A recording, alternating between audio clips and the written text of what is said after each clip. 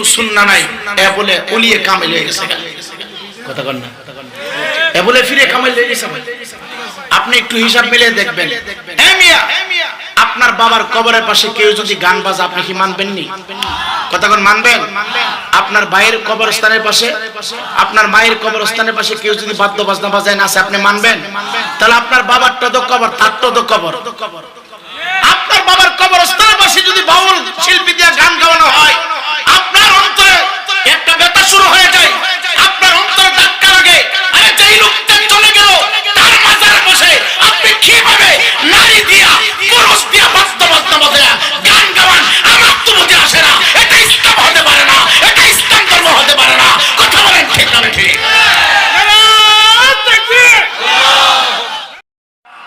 এই সময়টা আমার আপনার হায়াতুন নবী, জিন্দা নবী, রহমতের নবী যখন দুনিয়ার জমিনে ছিল, আমার নবীর জিন্দেগি শুরু থেকে রে বাবা প্রথমে কিন্তু প্রকাশ্যে ভাবে কালিমার দাওয়াত আমার নবী দেন নাই মানুষের কাছে। আমার আল্লাহ রাব্বুল আলামিন হযরতে জিবরাইল আলাইহিস সালাতু ওয়াস সালামকে একদিন ডাক দেয়া বলে, ও জিবরাইল যাও, আমার হাবিবা চুপ করে বসে থাকলে চলবে না। আমার বন্ধু মুহাম্মদুর রাসূলুল্লাহ সাল্লাল্লাহু তাআলা আলাইহিস সালাতু ওয়াস সালাম আর জবান বন্ধ করে থাকলে চলবে না। সব সময় মনে রাখবেন, আপনি যখন সত্য প্রকাশ করতে শুরু করবেন, ডানে বামে পিছনে আপনার শত্রু দাঁড়িয়ে যাবে। আওয়াজ দিয়ে বলেন ঠিক কিনা? নবী আমার পবিত্র জবান মোবারক চুপ। নবীর সামনে আগুন জ্বালাইয়া আগুনের পূজা করে আমার নবী বিরোধিতা করে না। নবীর সামনে মূর্তি বানাইয়া মানুষ মূর্তির পায়ে শ্রদ্ধা করে আমার নবী কোনো কিছু বলে না, কারণ আমার আল্লাহ অর্ডার করেন নাই, আমার আল্লাহ বলে নাই আপনি বিরুদ্ধে লেগে যান, দাওয়াত দিতে শুরু করেন। ইমানদার মুসলমান বাবা মক্কার জমিনে আল্লাহর হাবিবের উপর যে মাত্র আয়াতে কারিমা নাযিল করলো, আল্লাহ রাব্বুল আলামিন তার হাবিবকে জানায় দিল, জিবরাইল আলাইহিস সালাতু ওয়াস সালামকে পাঠিয়ে দিলেন, যারে জিবরাইল যা আমার বন্ধুর কাছে খবর নিয়ে যা। কি খবর নিয়ে যাবে? আমার বন্ধুরে গিয়ে বলবে, ও আনদির আশিরাতাকাল আকরাবিন। চিৎকার দিয়ে কি আল্লাহু আকবার বলা যাবে না? হায়াতুন নবী, জিন্দা নবীর কাছে হযরতে জিবরাইল আলাইহিস সালাতু ওয়াস সালাম চলে আসলেন।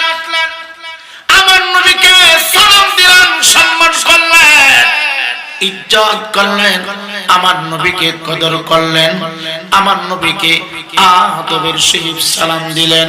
আমরা একজন আরেকজনকে যেভাবে সালাম দেই ওইভাবে জিবরাইল আমার নবীকে সালাম দিলেন না।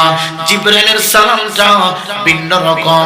আমাদের সালাম হইল আসসালামু আলাইকুম ওয়া রাহমাতুল্লাহ, কিন্তু জিবরাইল আলাইহিস সালাতু ওয়াস সালাম নবীর সামনে দাঁড়াইয়া আমার রহমতের নবীকে উদ্দেশ্য করে সালাম দিচ্ছি, আসসালাতু ওয়াসসালামু আলাইকা ইয়া রাসূলুল্লাহ।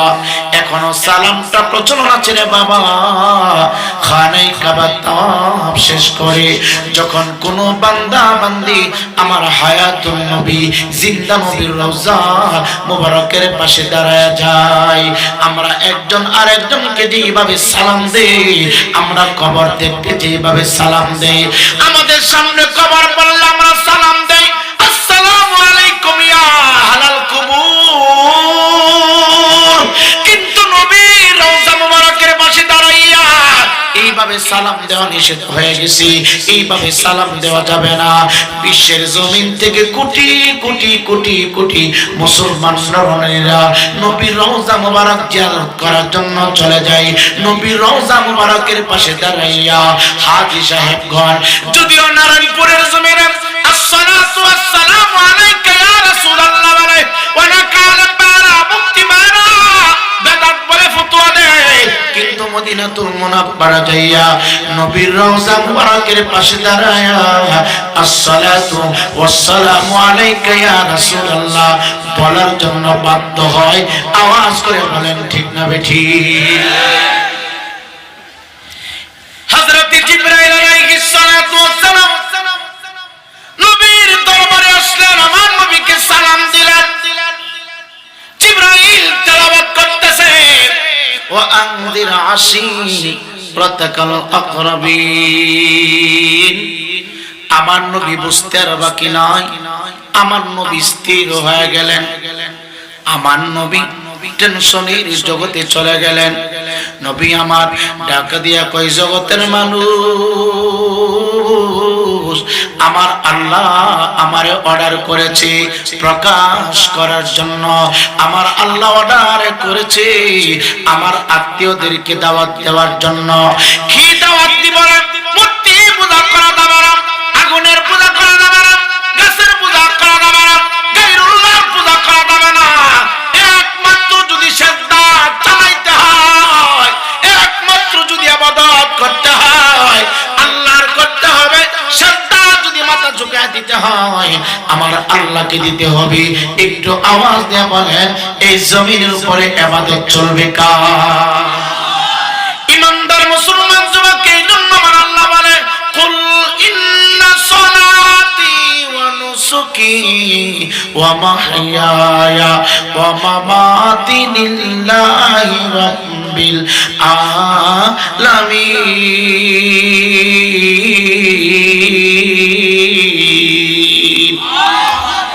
এই নারায়ণপুরবাসী বলে যাই, তোমার নামাজ, তোমার রোজা, তোমার হজ, তোমার যাকাত, তোমার তাসবিহ, তোমার তাহলিল কোন পীরকে খুশি করার জন্য করলে চলবে না, কোন বক্তাকে খুশি করার জন্য করলে চলবে না।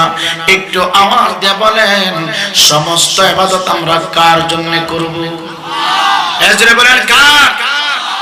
আল্লাহ তাআলা ছাড়া আর কাউকে এই জমিনে সিজদা দিলে হয়ে যাবে শিরক। জোরে বলেন কি হবে? আপনারা কি রাগ করতেছেন? জমিনে এখনো বর্তমানে সিজদা চলে, কথা কর না। আমাদেরকে ধোঁকা দিয়ে মানুষ বোকা বানাচ্ছে। আপনারা তো সাধারণ মানুষ, মনে করেন একজন পিশাব চলে আসছে, উনি জানি কি।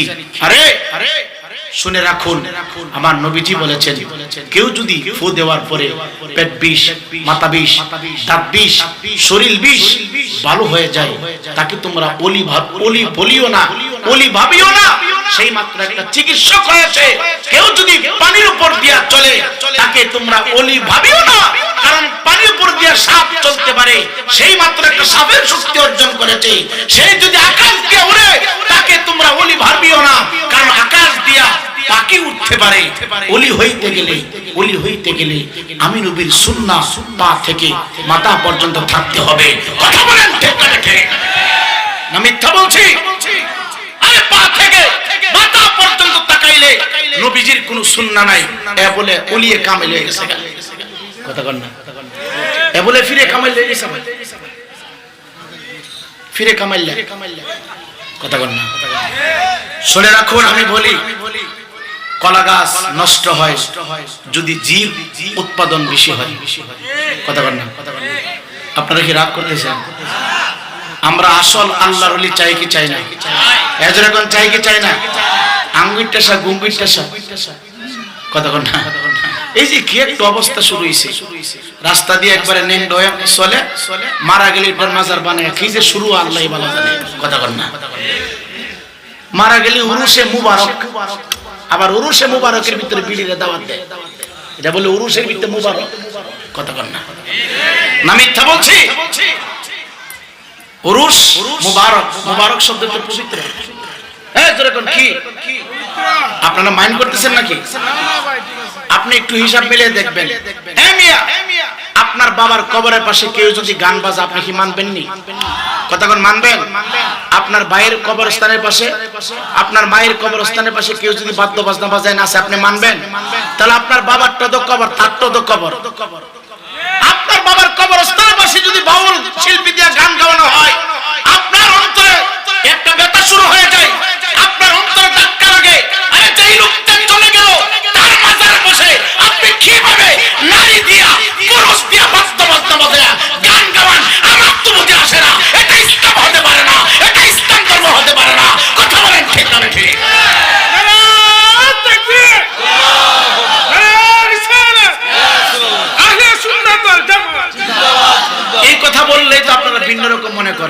কথা সবাই কয় না তো। পিসা হুজুর দাওয়াত দিবেন কেমনে, মুরিদ বানান দেব, পিসা হুজুর এইদিকে খালি ওয়াজ করে। এই কথা কোন ঠিক কিনা? মিয়া সুদখোরের বিরুদ্ধে ওয়াজ করে না বক্তা, কারণ বক্তা জানি দাওয়াত কমে যাবে। ঘুষখোরের বিরুদ্ধে ওয়াজ করে না মানে বক্তা দাওয়াত কমে যাবে। আরে আমার এলাকার দাওয়াতের প্রয়োজন নাই তো, কিন্তু আল হাক্কু মুররুন, হক কথা বলতেই হবে। এই কথা ঠিক কিনা? হালালকে হালাল জানতে হবে, হারামকে হারাম জানতে হবে। হালাল হারাম কোনোদিন এক হতে পারে? আগুন আর পানি এক হয় না, দুধ আর মদ এক হয় না। কেউ টাকা দিয়ে দুধ কিনে আর কেউ টাকা দিয়ে মদ কিনে। কারো টাকা দিয়ে ওয়াজ মাহফিল হয় আর কারো টাকা দিয়ে খাদিজা ভান্ডারীরা দিয়ে গান গাওয়া। এই কথা বল ঠিক কিনা? মিয়া এটা উরুসের ভিতরে আবার মুবারক লাগাই দিছে, এটা বলে মুবারক। আস্তাগফিরুল্লাহ, নাউযুবিল্লাহ। আল্লাহ আমাদের সকলকে নবীওয়ালা জিন্দেগি দান করুন। আপনি যেইভাবে ইচ্ছা, আপনার আকল জ্ঞান মেধা সবকিছু আছে, যেইভাবে ইচ্ছা সেইভাবে চলতে পারেন, কিন্তু জবাব কিন্তু আপনাকে দিতে হবে। মনে রাখবেন, হিসাব কিন্তু অন্য কেউ দিবে না, এটা আপনাকে দিতে হবে। আপনার জবাব আপনি দিবেন, আপনার হিসাব আপনি দিবেন, অন্য কেউ দিবে না। এর জন্য অনুরোধ জানাচ্ছি আপনাদের সকলকে, আমি আপনাকে কষ্ট দেওয়ার জন্য বসি নাই। সবাই সবকিছু বলে না, ভয়ে বলে না, কেউ অনেক অনেক চিন্তা ফিকির করে মানুষ কথা বলে। তা আমি আপনাকে বাঁচানোর জন্য বলছি, আমি আপনাকে জাহান্নামের অগ্নি থেকে বাঁচানোর উদ্দেশ্যে বলছি। ভাই আপনারা বলেন, একজন মহিলা পর্দা করা কি ফরজ না মুস্তাহাব? জোরে বলেন না। নামাজ পড়া কি? বিড়ি যে গান গায় এটা আপনার বোঝানোর জন্য বলছি। উরুসের ভিতরে যে মুবারক লাগাই দিছে, কথা বলেন না। উরুসের ভিতরে কি লাগাই দিছে? মুবারক লাগাই দিছে, বিড়ি গান গায়। আবার শরীয়তের ফলা নিছে। কের ফলা নিছে? বিড়ি আবার শরীয়তের ফলা নিছে, আর একটা নিছে মারিফতের ফলা। কিরে কথা বলেন না। তা আপনি তো কোরআন অস্বীকার করলেন। একজন মহিলা 14 জন পুরুষের সামনে যাইতে পারে, কয়জন? এজরে কোন না 14 জনের ভিতরে আপনার হিসাব মিলাই কই? সূরা নিসার ভিতরে আল্লাহ বলছে। এই সবগুলি বলার এখানে সময় না, কারণ আমি সাবজেক্ট নিছি অন্যদিকে, হঠাৎ করে এদিকে কত চলে আসছে। সূরা নিসার ভিতরে আল্লাহ তাআলা বলছেন, একজন মহিলা 14 জন পুরুষের সামনে যাইতে পারে, আর একজন পুরুষ 14 জন মহিলা দেখতে পারে। এই 14 জনের ভিতরে চাচাতো ভাই নাই, খালাতো ভাই নাই, মশাতো ভাই নাই, ফুফাতো ভাই নাই, দুলাভাই নাই, খালাতো ভাই, নিজের ভাই, চাচাতো ভাই, জেরাতো ভাই যদি না থাকে তাহলে পাবলিক থাকবো। আপনারা বুঝে আছেন? আসেননি আপনারা? তাইলে একজন মহিলা যদি স্টেজে দাঁড়ায় গান গা, আবার শরীয়তের ফলা নিছে, এটা কি উরুস না নষ্টামি? এই কথা বলে না কেন? এটা উরুস হতে পারে না। এটা মানুষের ঈমান নষ্ট করতেছে, ঈমান ধ্বংস করতেছে, ইসলামকে কলঙ্কিত করতেছে। কথা বলেন ঠিক না বেঠিক? এটা আপনার ব্যক্তিগত বিষয়, করলে করতে পারেন, কিন্তু আপনি হারামকে হারাম জানিয়ে করতে হবে। যদি উরুস মুবারক নাম দিয়ে আপনার যদি গান গাইতে হয়, ব্যানারের ভিতরে নারায়ে তাকবীর আল্লাহু আকবার লিখতে পারবেন না, নারায়ে রিসালাত ইয়া রাসূলুল্লাহ লাগাইয়া নারী পুরুষ একসাথে গান গাওয়া, এটা ইসলামে বৈধ হতে পারে না। কথা বলেন ঠিক না বেঠিক? আপনি নাম দিবেন নারায়ে তাকবীর আল্লাহু আকবার, নারায়ে রিসালাত ইয়া রাসূলুল্লাহ, নারায়ে গাউসিয়া ইয়া গাউসুল আজম, নারায়ে হায়দারি ইয়া আলী, এই সমস্ত রিসালাত লেখা আবার বিড়ি দিয়া গান গাইতেছে। আপনারা আমার দাওয়াত দেন না দেন এটা আপনার ব্যক্তিগত বিষয়, কিন্তু আপনি বাড়িতে গিয়ে চিন্তা করবেন যে আমার কথা বলি। একজন মহিলা যদি 14 জন পুরুষের সামনে না যেতে পারে, তাহলে এই মহিলাটা স্টেজে আইসা যতই কোরআন হাদিসের কথা বলো, যতই শরীয়তের কথা বলো, এটা কি হালাল না হারাম? কথা বলেন, হালাল না হারাম? হারাম, সম্পূর্ণ হারাম, সম্পূর্ণ হারাম। ক্ষমা চেয়ে নিচ্ছি আপনাদের কাছে, এগুলো থেকে চলে আসুন, এগুলো বাদ দেন। দুনিয়াটা কয়দিন, আজকে আসি কালকে নাই, কথা কন না? মহিলা গেলে সব শেষ। হয়তো আমার কথাগুলো কারো কারো কাছে তিক্ত লাগতেছে, আমি বুঝতেছি। অনেক মানুষ এটা অসন্তুষ্ট ভাব মনে করতেছে, এটা লাগবেই, স্বাভাবিক। কারণ আল হাক্কু মুররুন, হক কথা কারো কারো কাছে তিক্ত লাগবে। নিম পাতা অনেক তিতা, যদি কোন রকম নিম পাতার রস কয়েকবার ভিতরে ঢুকাইতে পারেন, তাহলে আপনার শরীরে কোনোদিন চুলকালি আর খাসকালি থাকবে না, কিন্তু খাওয়ার সময় একটু খারাপ লাগবে, স্বাভাবিক। যদি কথাগুলো ধৈর্য নিয়ে শ্রবণ করতে পারেন আপনার উপকার হবে। কেউ যদি মদ পান করার আগে বিসমিল্লাহ বলে, এটা কি হালাল না হারাম? কথা বল না। হারাম কাজের শুরুতে বিসমিল্লাহ বলা কি হারাম? হারাম কাজের শুরুতে বিসমিল্লাহ বলা কি? এখন বেলা দিয়া টান মারছে, বিসমিল্লাহ বলে আমি শুরু করলাম ভাই। কথা বল না। মুর্শিদার চরণে সালাম দিয়া যাই। কয়নি কয়নি এরকম কয়নি ভাই কয়নি? আরে একটা হারাম আর একটা হারামের ভিতরে ঢুকাইছে। কথা বল না। বুঝে না তো বুঝবে কি? কোরআন হাদিস পড়লে না বুঝতো। কথা কোন ঠিক কিনা? হারাম কাজের শুরুতে বিসমিল্লাহ বলা কি নিষেধ। আপনি যদি চুরি করতেছেন একজনের ঘরে, এই সময় বিসমিল্লাহ বলা যাবে? এটা হারাম। আপনি বলতে পারবেন, কিন্তু আপনি ডবল হারাম করলেন।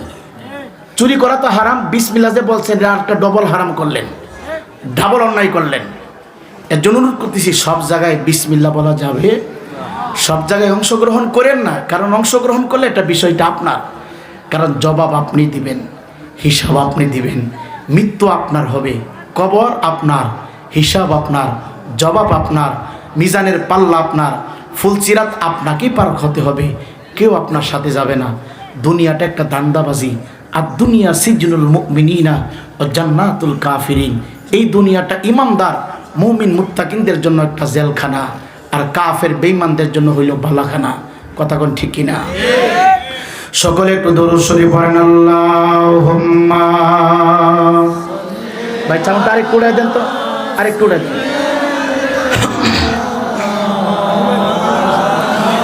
মুহাম্মদ ওয়া আলা আলি সাইয়্যিদিনা।